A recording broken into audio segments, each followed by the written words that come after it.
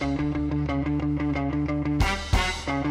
I'm Samantha Elmer of PFF Productions, and I'm here with Rob Perna of New Kings of Rythm. Hi, Rob. How are you? Good. How you doing? I'm doing great. We are actually interviewing you today because we are trying to help promote local bands and just get them known, get them out there. And we also would like to follow you on your road to Memphis. So you actually won the contest in Catasauqua to have a free trip to Memphis. How was that? It was great. It was something that I've been actually trying to do for a few years, and it finally worked out in our favor. Nice. So the contest has been running for a couple years. Each blues society in various areas around the country have a contest once a year to determine who they're going to send to Memphis to represent their area. And we have tried before in the Diamond State Blues Society, and it didn't really work out for us. It seemed to be a little bit cliquey over there. But the Lehigh Valley Second Story Blues Alliance gave us the chance to compete, and they felt what we were putting down, and we won. So we're going to go to Memphis. Nice. That's awesome. How many other bands were competing? I think there was 5 bands that day. Oh, very, very cool. So how would you actually describe your music? What type of genre would you say you are? Well, we're a band that comes from a blues standpoint originally, but over the years we have developed a sound where we combine blues, funk, and reggae into what we do in the New Kings of Rhythm. How many people are actually in your band? I think we're a 9-piece band right now, but we play with whoever's available at any given time, so we can do a 3-piece gig, 6-piece gig, 9-piece gig. Okay, so, but you're the main singer, and everything else kind of changes within it. Yes. Okay, nice. So, where are you actually from, and how did you meet your band members? Are they local to you, or did you just meet them through your travels? Well, I'm from Westchester, PA, originally, and now I live in Coatesville, so I'm a Chester County boy. And most of the guys in the band are from the same area. I've met them over the years, whether from playing at different jams or just from my experiences within the band and leading from one person to the next, meeting people that click and jive well with the band and the way we work. Well, since there's so many people that do come and go in the band, are there ever like a core set of people that are actually there? Oh, yes, definitely. My drummer, Joe, has been with me for the entire time the band's been together, so it's like 16 years at this point. And our bass player, Dave, he's on every gig. He's been with us, I think, 6 years at this point. The newest member of the band has been with us at least 3 years at this point. So everybody is pretty solidly a part of the core. It's just depending on the type of gig, we don't always have room for the full lineup. Okay, so how did you actually decide on the name for the band? Is there a good story behind it, or was it just something that you came up with? When I started the band originally, I was in 10th grade in high school, and I had been in a band the year before that was pretty popular, and we were doing very well, and things within that band just started to kind of not work. I had started to want to sing lead vocals. Before that, I had only been playing guitar, and I'd started to want to sing, and some of the other guys in the band had other ideas as far as the direction of the band. So we actually disbanded in the summer between ninth grade and 10th grade, and then I started the new band, the New Kings of Rhythm, specifically to enter the Battle of the Bands at our high school and beat my old band, and we did. And my biggest inspiration for starting the New Kings of Rhythm was Ike Turner's Kings of Rhythm, is what I named the band after. And he wasn't always really, he gets a bum rap as a wife beater and whatnot with Tina Turner, but he is an excellent musician and an excellent band leader. And I really dug the way that he put his band together and organized the music and how he helped other musicians and singers flourish outside of his own personal self.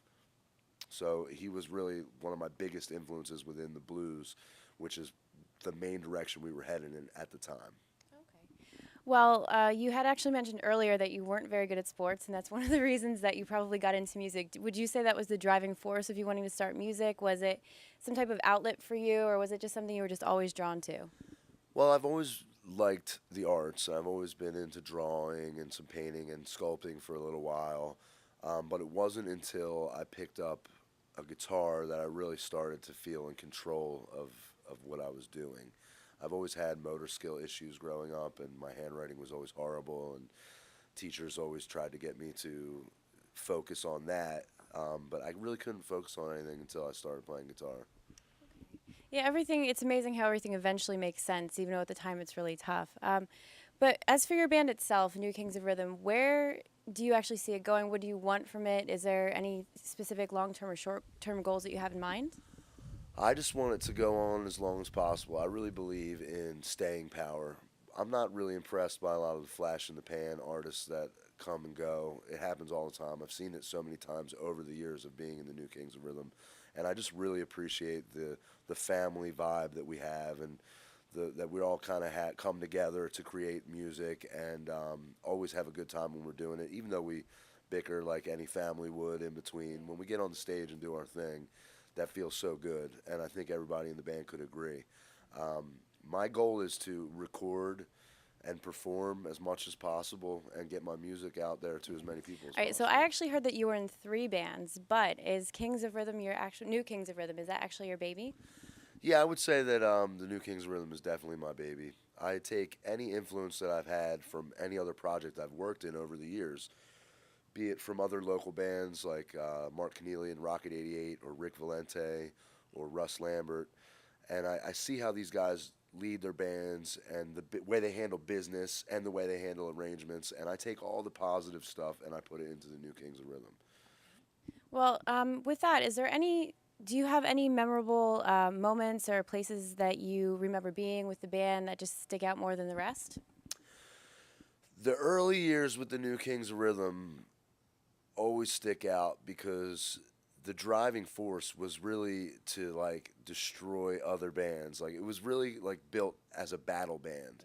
And everybody has that vibe even today. I mean, even when we're playing with friends and other bands that we're friendly with, there's this sense of like one upping when we get on the stage. And we really like that camaraderie that happens when you go into a gig and your really goal is to just dominate the stage.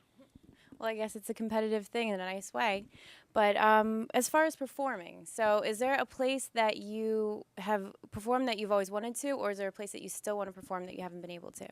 Well, I would say Memphis is a big one, and I'm really thrilled to be able to go down there because, especially because it is a competition. It's the international blues competition, and I'm really happy to be able to present my original blues music down there. A lot of times I get overlooked by people that are consider themselves blues purists because I could just play blues if I wanted to, but I like to spread it around. It's going to be awesome to go down there and play my own blues music and hopefully take it to the top.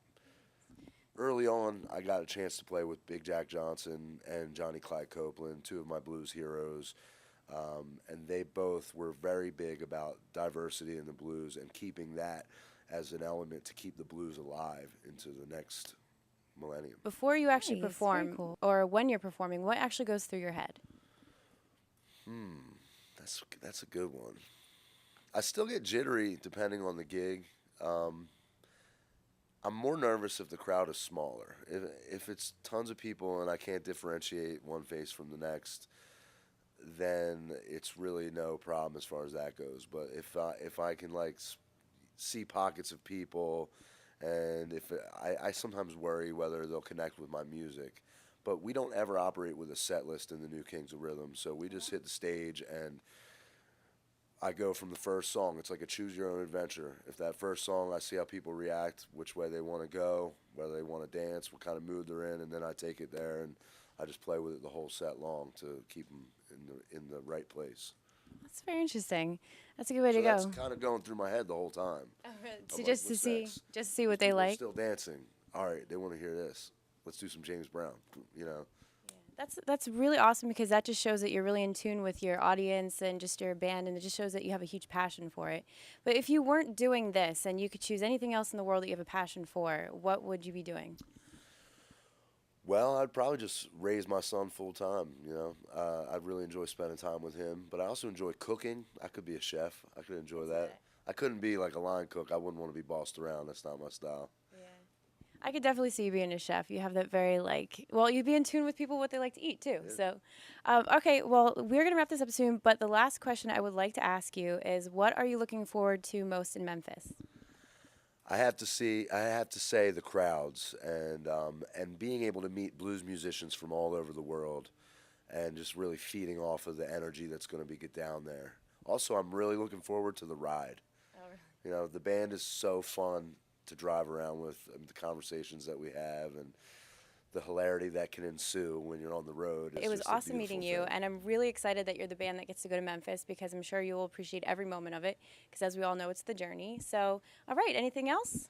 Yeah, we just can't wait to represent Second Story Blues Alliance, and we're very thrilled that they decided to send us to Memphis. It's going to be a good thing, and we're going to represent to the fullest. Oh, that's awesome. I'm really looking forward to that. I'm sure everybody else is too. So, signing out with Samantha Elmer and Rob Perna at PFF Productions.